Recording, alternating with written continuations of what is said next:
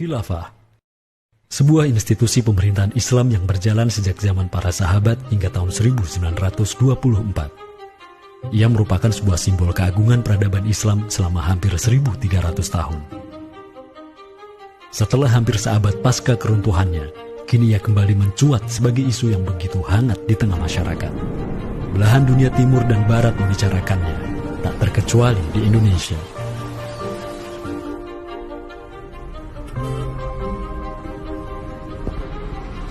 Perdebatan tentang khilafah tak terhindarkan. Apakah ia pantas diterima atau tidak di zaman modern saat ini?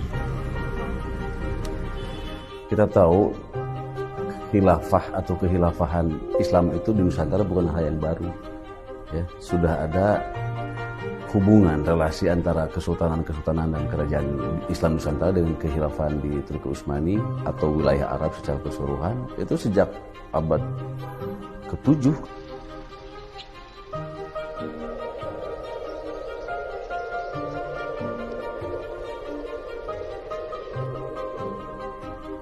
Sejarah khilafah yang panjang di pentas dunia telah memainkan debutnya di Nusantara. Islam yang diemban para punggawanya telah menjadikan Nusantara jaya dan menjadi sumber utama perlawanan terhadap para penjajah. Inilah kisah tentang Nusantara dan jalinannya dengan sang negara adidaya. Inilah kisah tentang khilafah yang menjadikan rakyat Nusantara sebagai satu umat dengan Muslim sedunia. Inilah kisah tentang jejak khilafah di Nusantara.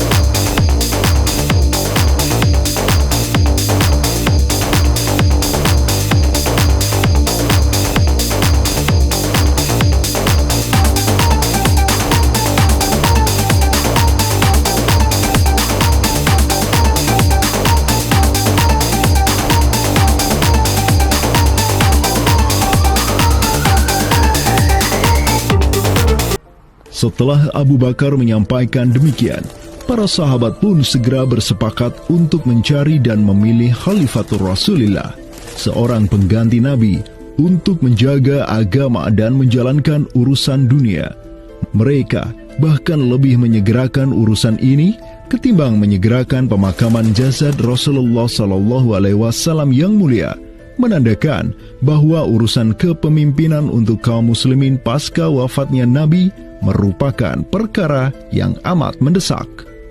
Karena itu Sayyidina Umar juga mengatakan, la islama illa bil jamaah, wala jama'atan illa bil imarah, wala imaratan illa bit ta'ah. Umar juga memahami sebagaimana yang dipahami oleh Abu Bakar. Islam ini tidak akan kuat kecuali dengan adanya jamaah, dengan adanya persatuan. Dan tidak mungkin umat ini bisa bersatu kecuali dengan adanya imarah, adanya khilafah, adanya kepemimpinan. Dan tidak mungkin adanya imarah kecuali dengan adanya ketaatan. Jadi para sahabat itu paham itu. Kemudian para sahabat itu juga menjalankan apa yang diperintahkan Nabi dalam hadis yang lain. Apa kata Rasulullah? Alaikum bisunnati. Kalian harus pegang teguh sunnahku. Wa sunnatil khulafa'ir rasyidin al-mahdiyina min ba'di. Dan sunnah para khalifah rasyidin al-mahdiyina min ba'di mendapatkan petunjuk setelahku. Kemudian Nabi mengatakan, addu alaiha bin nawajidi. Kalian harus gigit sunnah itu dengan menggunakan gigi geram dan jangan dilepaskan. sunnah yang ditinggalkan oleh para khulafaur rasyidin itu apa? Pertanyaannya begitu. Jawabannya tidak lain adalah khilafah itu, sistem khilafah itu. Maka di Saqifah Bani Sa'idah bersepakatlah kaum muslimin untuk memilih Abu Bakar sebagai khalifah pertama untuk mengatur negara mereka yang disebut sebagai khilafah Islamiyah. Negara khilafah di bawah kepemimpinan Abu Bakar dan khalifah-khalifah setelahnya, Umar bin Khattab, Utsman bin Affan, dan Ali bin Abi Thalib cepat sekali berkembang. Mereka memperluas wilayah khilafah hingga mendobrak dua negara adidaya saat itu, Kekaisaran Persia dan Imperium Romawi. Semua aktivitas ekspansi tersebut merupakan realisasi kebijakan politik luar negeri khilafah Islamiyah, dakwah, dan jihad. Sementara di Timur Tengah sedang terjadi revolusi tauhid yang luar biasa dengan munculnya negara adidaya baru yang bernama Khilafah Islamiyah. Jauh di sebelah timur, terbentang sehamparan kepulauan yang teramat luas wilayahnya. Masing-masing pulau ini begitu hijau hutannya, mata air mengalir dengan begitu derasnya, disertai kekayaan alam yang melimpah ruah jumlahnya, baik di bawah maupun di atas tanah, baik sebelum maupun selepas pantai. Negeri itu dikenal sebagai Nusantara. Diapit oleh dua benua dan dua samudra, amatlah strategis posisi wilayah Nusantara, menjadikan ia sebagai pelabuhan dagang yang ramai, tempat bertemunya bangsa-bangsa dunia. Kala itu, belumlah penduduk di Nusantara mengenal Islam, sementara kehidupan mereka sedang diselimuti oleh kegelapan. Namun, tatkala Islam sedang membara di Timur Tengah, tentu sampailah pengaruhnya ke Nusantara.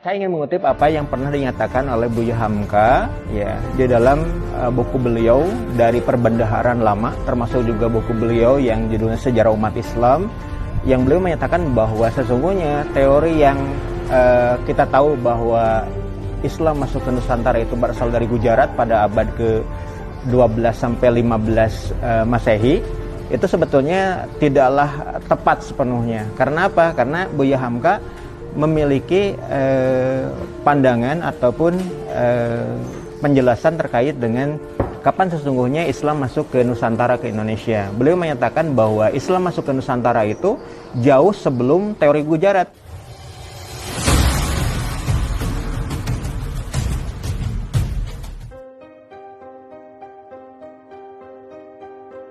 Di bawah pemerintahan Khulafaur Rasyidin yang wilayahnya membentang dari Afrika Utara sampai Persia, perdagangan kaum muslimin berkembang pesat dengan dikuasainya pelabuhan-pelabuhan strategis di Samudra Hindia. Hubungan diplomatik dan komersial pun terjalin dengan sejumlah kerajaan dari India sampai Cina. Sui Tang Xiu, sebuah kronik kuno dari dinasti Tang di Cina mencatat, telah datang serombongan utusan khilafah ke hadapan penguasa Cina di tahun 651 Masehi, di mana tahun tersebut merupakan masa Khalifah Utsman bin Affan. Hubungan khilafah dengan dunia timur terus berlanjut sampai di mana khilafah beralih ke pemimpinannya di bawah otoritas Bani Umayyah. Apabila hubungan negara khilafah dengan kekaisaran Cina sudah terjalin sejak masa Khulafaur Rasyidin melalui jalur laut, tentulah utusan khilafah akan melalui wilayah Nusantara yang menjadi penghubung antara Timur Tengah dan Asia Timur. Dan di ujung paling barat wilayah Nusantara, terdapat pulau besar yang kala itu dikenal oleh bangsa Arab sebagai Sribuza. Pelafalan mereka sebagai Sribuza.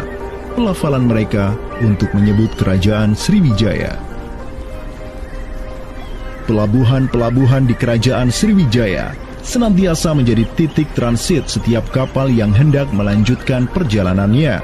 Tentu, penguasa Sriwijaya akan menyadari keberadaan pelayar-pelayar Muslim yang singgah di wilayah kekuasaannya. Fakta bahwa kerajaan Maharaja Indravarman di Sriwijaya itu ada komunikasi dengan Daulah Umayyah, mengirim surat 2 kali yang isi suratnya itu dari raja dengan 1000 gajah ya dan sebagainya, yang menunjukkan surat menyurat seabad itu yang menunjukkan ada hubungan kekhilafahan dengan Nusantara. Dan secara historis ya sangat logis ketika itu superpower dunia adalah khilafah. Surat yang dikirim oleh Maharaja Sri Indrawarman dari Sriwijaya tersebut dialamatkan ke Damaskus, ibu kota Khilafah Umayyah yang saat itu dipimpin oleh Khalifah Umar bin Abdul Aziz. Dalam surat itu disebutkan, min malikil amlak alladhi huwa ibnu alfi malik walladhi tahtahu bintu alfi malik walladhi fi marudatihi alfu filin walladhi lahu nahrani yumbitani al-auda wal-allawha wal-jawza wal-kafura alladhi yujadu rihuhu ala masirati 12 milan ila malikil arab alladhi la yushriku billahi syai'an. Amma ba'du, fa inni qad ba'athtu ilayka bihadiyatin wa ma hiya bihadiyatin walakinnaha tahiyatun wa ahbabtu an tab'atha ilayya rajulan yu'allimunil islama wa yuwaqqifuni ala hududihi wassalam. Maka di bawah kepemimpinan sang Khalifah Umar bin Abdul Aziz, khilafah menyebarkan rahmatan lil alamin ke segala penjuru dunia, termasuk Nusantara.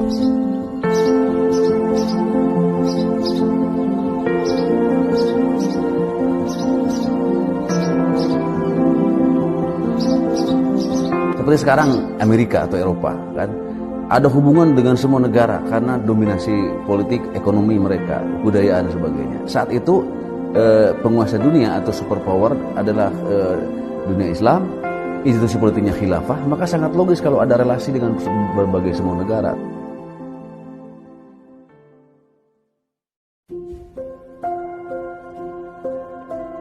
Tahun 1258, dari arah timur datanglah segerombolan pasukan yang mengerikan. Tubuh mereka besar-besar bak raksasa, berkulit kuning dan begitu mahir berpanah dan mengendarai kuda.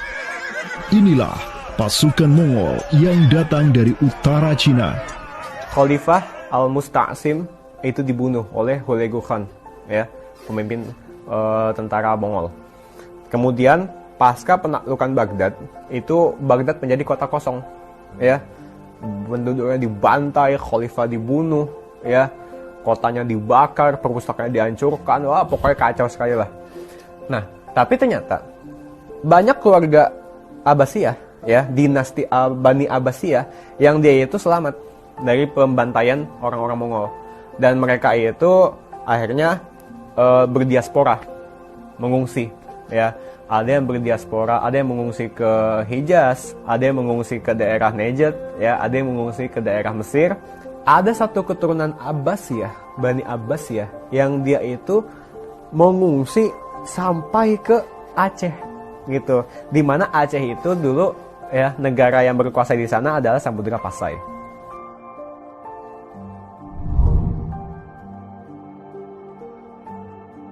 Terdapat 3 orang Bani Abbasiyah yang diketahui dimakamkan di Aceh, yakni yang pertama Sodrul Akabir Abdullah bin Muhammad Al-Abbasi, keturunan Khalifah Al-Mustaunsir Billah. Kedua, istrinya Siti Rahiman binti Malikul Mu'azzam, dan ketiga, anaknya Sodrul Akabir Yusuf bin Abdullah Al-Abbasi. Mereka bertiga dimakamkan di kompleks yang sama. Yang paling monumental, yang paling besar di sini kita lihat adalah seorang tokoh yang memiliki predikat As-Sadr Al-Kabir ataupun pengawal para pembesar yang derajatnya mungkin setingkat dengan Perdana Menteri. Beliau bernama Abdullah bin Muhammad bin Abdul Qadir bin Abdul Aziz bin Al-Mansur Abi Ja'far Al-Abbasi. Yang mana genetika beliau yang daripada Al-Mansur ini sendiri, yang merupakan kakek buyut daripada Abdullah ini, adalah seorang khalifah dari Bani Abbasiyah. Bani Abbas ini yang terkubur di Aceh, ya, Lok Sumawe ini, ayahnya ini, ya, Muhammad bin Abdul Qadir. Ternyata dia itu dicatat oleh Ibnu Battuta, ya. Dicatat oleh Ibnu Battuta dalam rihlahnya, kitab Tuhfatun Nazar, ya. Nah, dia itu ayahnya Abdullah bin Muhammad Sodrul Akabir yang di Pasai itu menjadi gubernur, ya, menjadi gubernur di mana?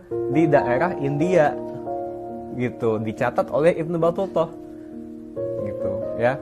Dan Ibnu Battuta mencatat sultan-sultan di India itu begitu hormat, ya, begitu taat, dan mereka itu memuliakan keturunan Khalifah Abbasiyah ini, ya, keturunan Khalifah Al-Mustansir billah, begitu.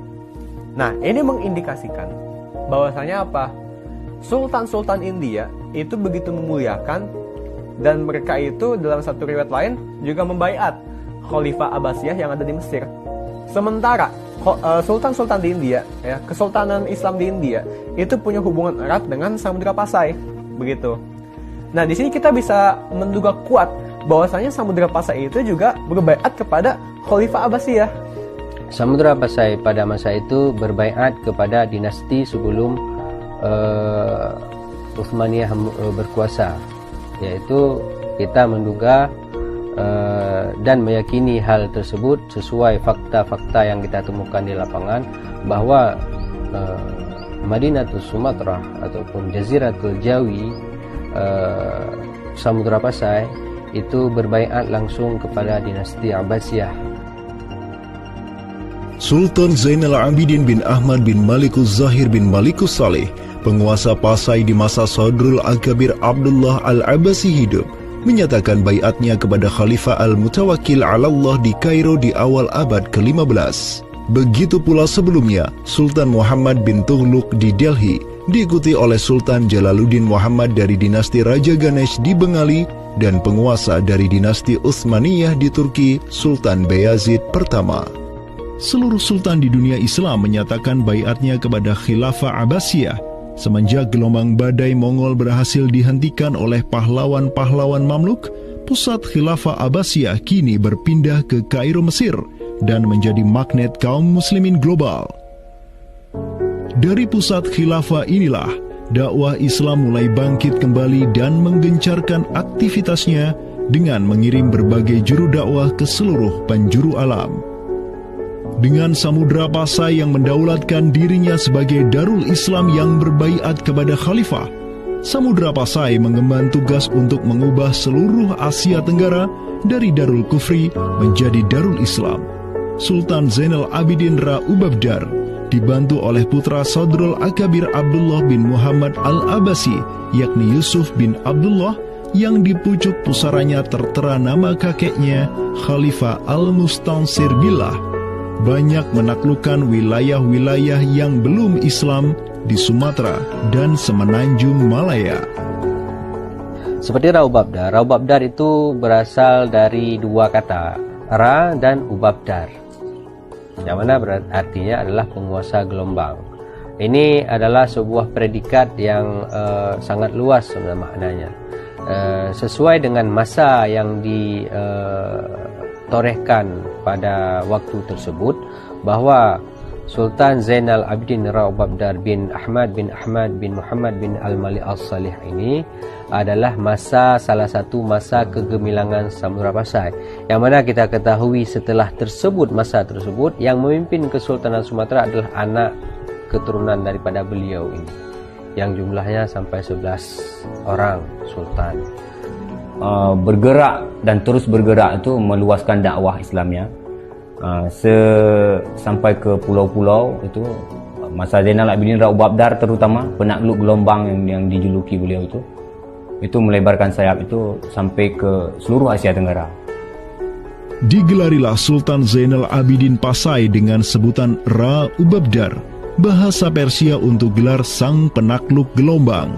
karena dengan arungan pasukannya yang luar biasa di atas gelombang laut Nusantara, ia membuka banyak sekali wilayah, seperti Malaka misalnya, di mana di sanalah Sultan Zainal Abidin Ra-Ubabdar menempatkan putranya Sultan Mansur sebagai penguasa Darul Islam Malaka.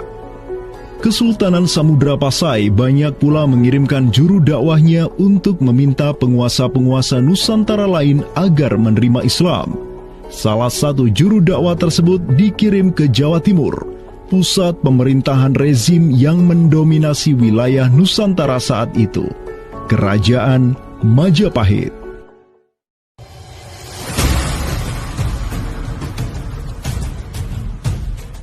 Gresik, Jawa Timur. Di kota yang hanya berjarak 60 km dari Trowulan, ibu kota Kerajaan Majapahit, terbaring jasad mulia di atas pusara marmer yang begitu indah. Inilah kubur seseorang yang menginisiasi tegaknya Islam di tanah Jawa, Maulana Malik Ibrahim, yang kemudian dikenal sebagai Sunan Gresik. Malik Ibrahim adalah seorang yang berkedudukan tinggi di lingkaran kuasa Samudra Pasai, terlihat dari gelarnya yang bertajuk Umdatus Salatin wal Wuzara, pondasi para sultan dan wazir, di mana gelar tersebut adalah gelar untuk wakil Sultan Samudra Pasai, sebagaimana yang dicatat oleh Ibnu Batutah. Gelarnya yang lain seperti Burhanud Daulah Waddin, penerang negara dan agama, adalah gelar yang disematkan kepadanya selayaknya gelar-gelar yang diberikan Khilafah Abbasiyah kepada pejabat-pejabat penting daulah, sebuah gelar yang begitu politis sekaligus agamis.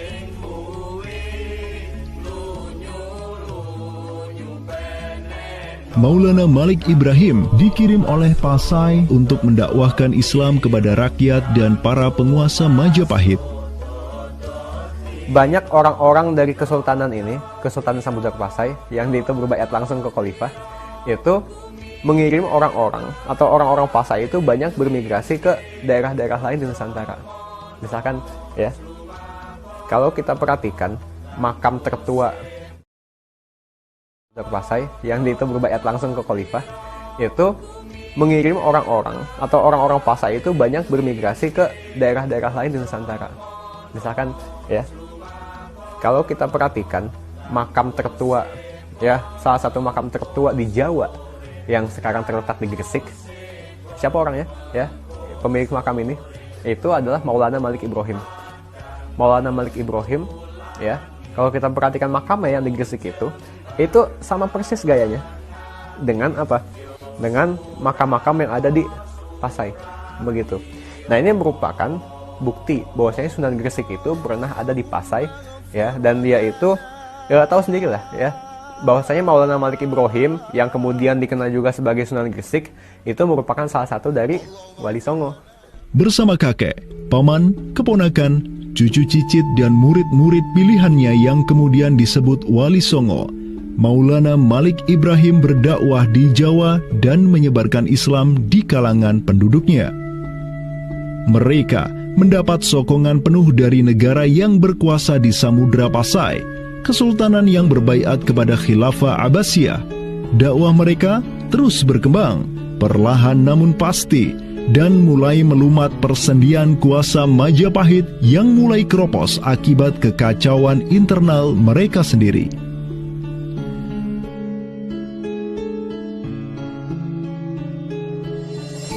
Para Wali Songo juga dihormati karena sebagian besar dari mereka menyandang status sebagai keturunan Nabi melalui jalur Husain bin Abi Thalib yang terus turun-temurun kepada Muhammad Sahib Marbal, turun lagi ke Alawi sampai ke Imam Jamaluddin Al-Husaini yang dikenal juga sebagai Syekh Maulana Jumadil Kubra, yang dari dialah para Wali Songo lahir sebagai anak-anaknya.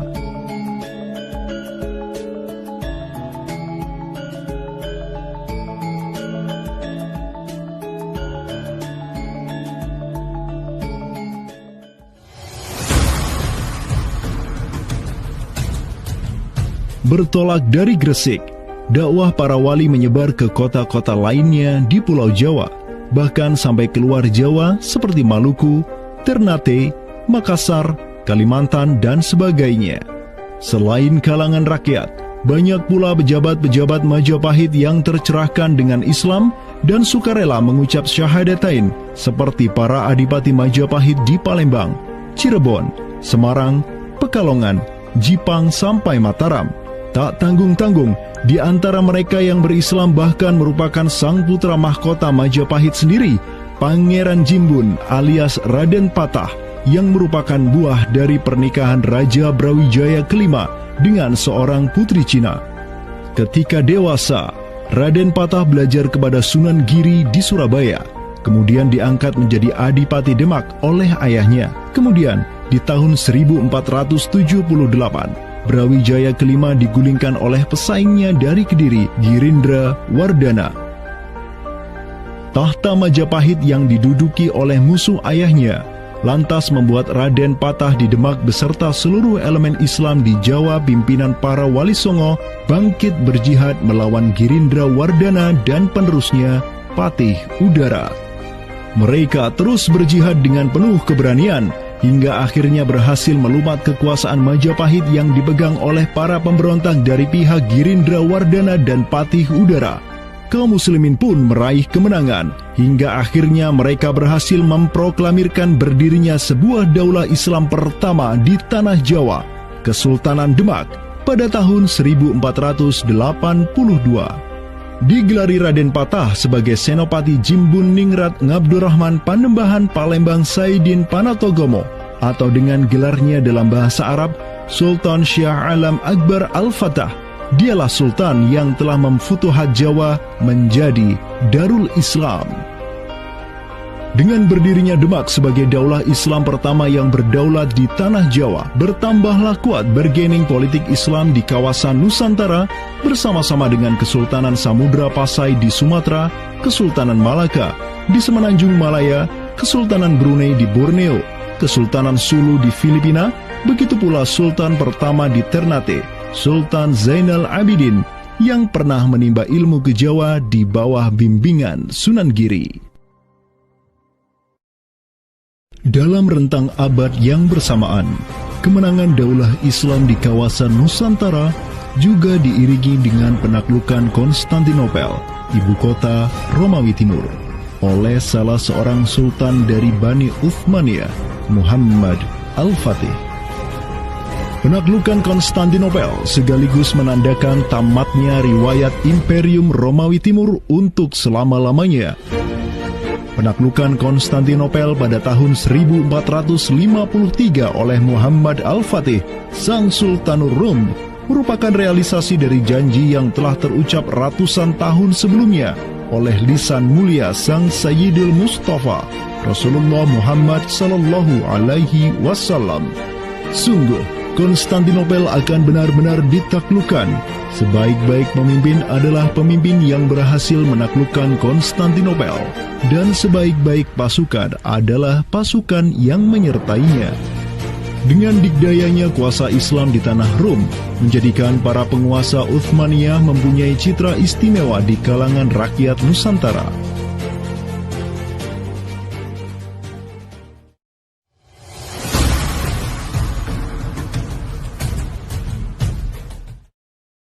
Namun demikian, dikala penaklukan demi penaklukan sedang digencarkan oleh tentara Islam mulai dari Rum sampai ke Nusantara, penaklukan yang sama juga digencarkan oleh tentara Kristen di ujung paling barat dunia Islam, Andalusia. Berbeda dengan penaklukan yang kaum muslimin lakukan, di mana penduduk asli suatu tempat diberi toleransi yang luar biasa atas agama dan properti mereka, tentara Kristen Portugis dan Spanyol menaklukkan wilayah Islam di Andalusia yang saat itu sudah terpecah menjadi Reyes de Taifas atau Mulukhut Tawaif atau kerajaan-kerajaan yang saling tercerai-berai. 1492, kekuasaan Islam terakhir di Andalusia, Granada, berhasil ditaklukkan oleh suami istri yang menjadi penguasa Spanyol, Fernando de Aragorn dan Isabella de Castilla.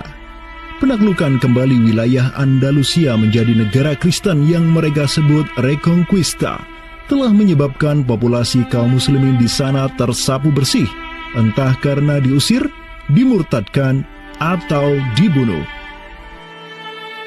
Selain Reconquista, kaum Kristen Spanyol dan Portugis juga mempunyai motif ekonomi untuk menjadikan diri mereka kaya, yakni dengan mencari jalur rempah di Samudra Hindia yang saat itu merupakan potensi sumber daya alam yang luar biasa. Program mereka untuk mencari rempah di Samudra Hindia mereka sebut sebagai Estado da India.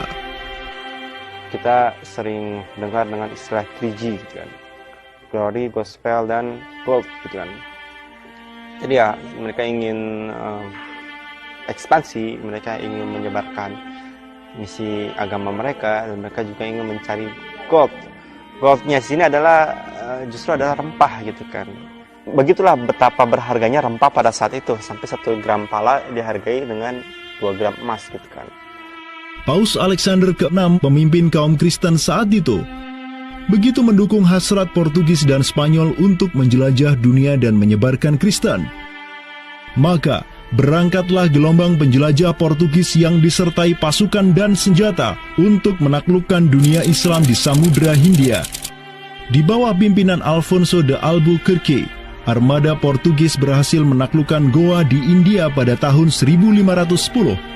Dan setahun kemudian, berhasil sampai ke Malaka, merebut pelabuhan strategis itu dari Sultan Mahmud Syah yang memerintah tempat tersebut.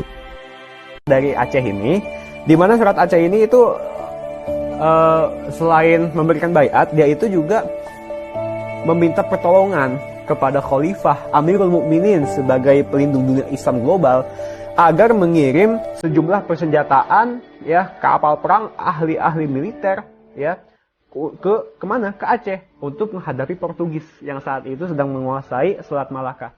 Begitu. Nah, akhirnya apa? Bahkan Sultan Selim II itu menyebutkan, ya, Aceh itu sebagai wilayati Aceh, ya. Wilayat itu asal katanya dari bahasa Arab, wilayah. Wilayah itu kalau dalam istilah tata negara Islam, ya, merupakan provinsi. Gitu. Jadi di sini, ya, Sultan Selim II, Khalifah Utsmani ini menyebut Aceh itu sebagai provinsi, wilayah Aceh. Atau dalam arsip yang lain disebut Wilayatul Hind, ya. Kemudian kalau dari segi kerjasama militer, ya, itu dengan ditandai dengan pengiriman artileri perang yang cukup luar biasa, yang bahkan sampai yang namanya meriam-meriam monster dalam meriam penghancur, dan kemudian tim ahli pembuat meriam yang dikirimkan dari Turki ke Aceh Darussalam. Tapi ya qadarullah ternyata saat itu terjadi pemberontakan di daerah Yaman, ya. Pasukan-pasukan yang seyogyanya dikirim ke Aceh itu dialihkan ke Yaman, ya. Walaupun dialihkan ke Yaman untuk memadamkan pemberontakan di sana, tapi tatkala pemberontakan itu selesai, apakah misi ke Aceh itu tetap berlanjut? Lanjut, ya, tetap berlanjut. Nah, akhirnya sejarah mencatat bahwasanya ada 2 kapal galeon, ya, 2 kapal perang besar yang dimana isinya merupakan perwira-perwira ahli militer dari Utsmaniyah dikirim ke Sultan Alauddin Riayat Shah Al-Qahar, ya. Nah, dan ini, ya, menurut Profesor Amirul Hadi, ya, jumlahnya 400, ya. Janissaries, tentara elit Utsmaniyah, dikirim ke Aceh.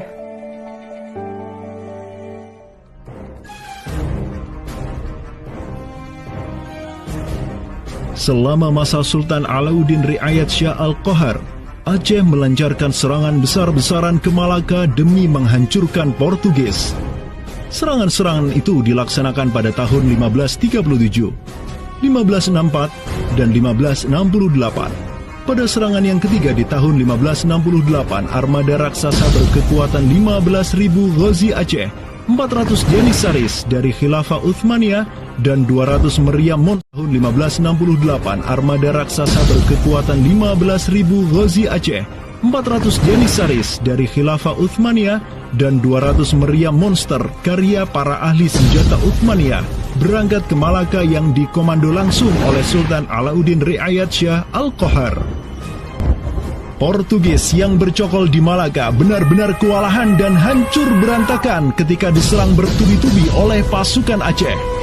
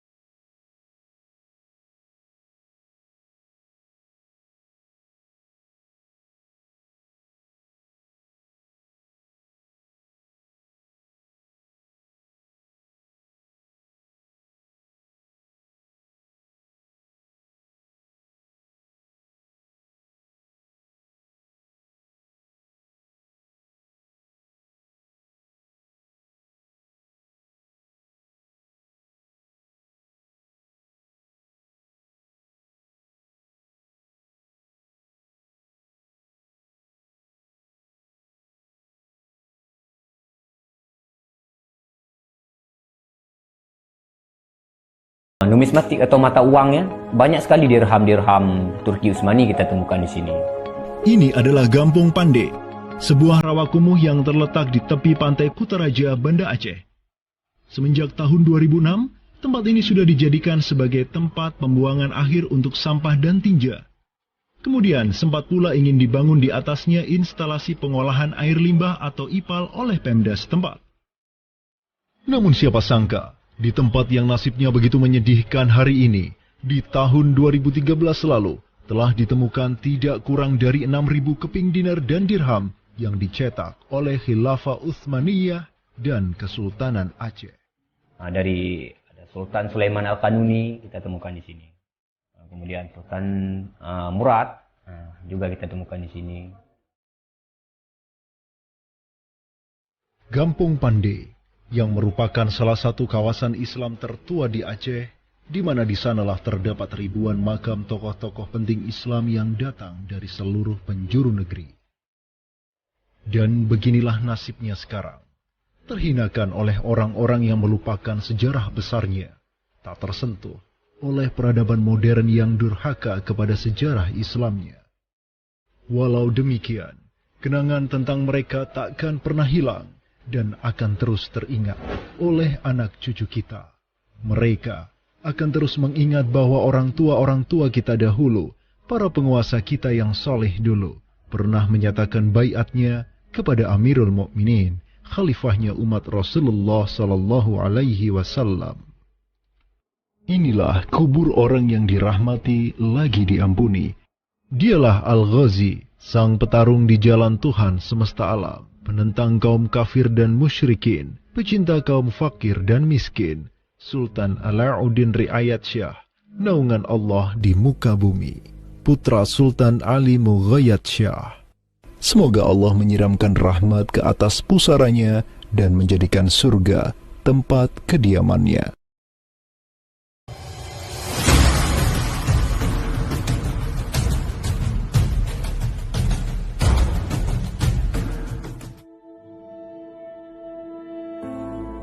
Seiring angin Katulistiwa yang terus merayu, gelora Islam juga terus melaju dari Aceh, Jawa, dan terus menyusur ke arah timur sampai ke Jaziratul Muluk, Kepulauan Raja-Raja. Di Maluku, yang juga dikenal sebagai Kepulauan Rempah-Rempah, ada begitu banyak raja yang berkuasa di masing-masing pulaunya. Namun, semenjak Zainal Abidin, penguasa Ternate yang masuk Islam dan belajar kepada Sunan Giri di Jawa, Ternate langsung memproklamirkan dirinya sebagai negara Islam. Langkah politis Sultan Ternate ini pun secara cepat diikuti oleh penguasa-penguasa lain di Maluku, sehingga negeri dengan ratusan pulau ini menjadi sebuah darul Islam. Tatkala Portugis menaklukkan Malaka, sang jenderal Portugis Alfonso de Albuquerque mengirim 3 kapal di bawah pimpinan Francisco de Serrao. Mereka berhasil mencapai Maluku, kemudian berbasis di Pulau Ambon, Banda, dan Seram. Saat itu, para penguasa Islam di Maluku terutama Ternate dan Tidore menyambut baik kedatangan Portugis. Namun seiring waktu berjalan, kemudahan fasilitas yang diberikan para penguasa Maluku membuat kaum Portugis lupa diri. Mereka secara masif memonopoli perdagangan rempah dan memurtadkan kaum muslim. Tatkala salah seorang penguasa Ternate, Sultan Hairun Jamil, mulai menggugat kelakuan lalim Portugis, Sultan Hairun pun dibunuh secara keji oleh gubernur Portugis di Maluku, Diego Lopes de Mesquita, pada Februari 1570. Pasca tragedi tersebut, tahta Kesultanan Ternate dipimpin Sultan Babullah Datuk Shah bin Hairun, seorang sultan yang segera menjadi ancaman mematikan bagi kedudukan Portugis di Maluku.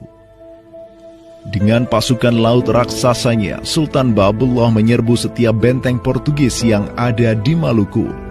Segala kapal dan bala bantuan yang hendak dikirim untuk Portugis dari Goa dan Malaka diblokade oleh pasukan Babullah. Persenjataan kaum muslim Maluku pun cukup membuat Portugis gemetaran. Karena selain menggunakan panah, tombak dan pedang, Sultan Babullah juga menggunakan meriam monster hasil buah tangan Janissaris Utsmaniyah. Sultan Babullah itu mempekerjakan sekitar 20 ahli militer dari Khilafah Utsmaniyah. Gitu. Nah, orang-orang Utsmaniyah ini ahli militer dan mereka itu ahli juga persenjataan.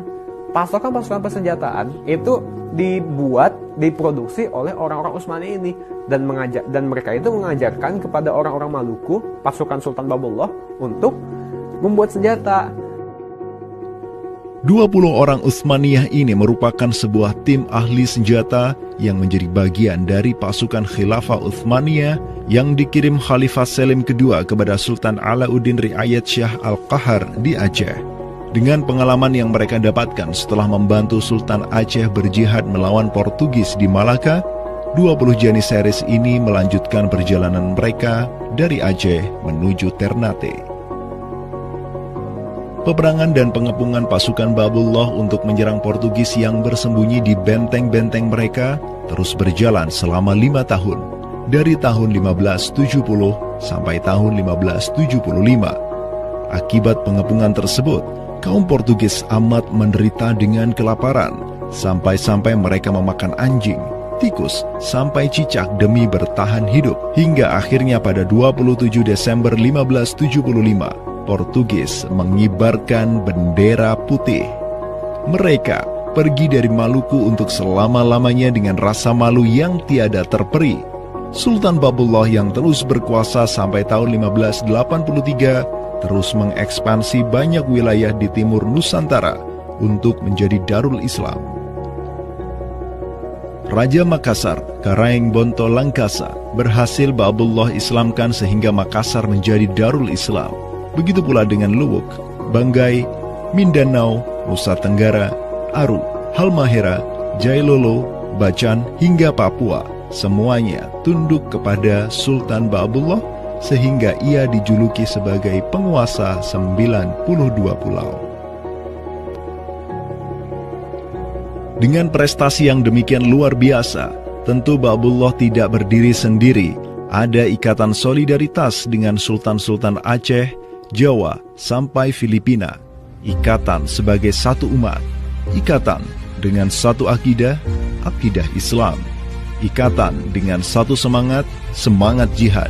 Dan ikatan dengan satu kepemimpinan. Karena seluruh sultan di Nusantara tunduk dan begitu hormat pada Khilafah Utsmaniyah.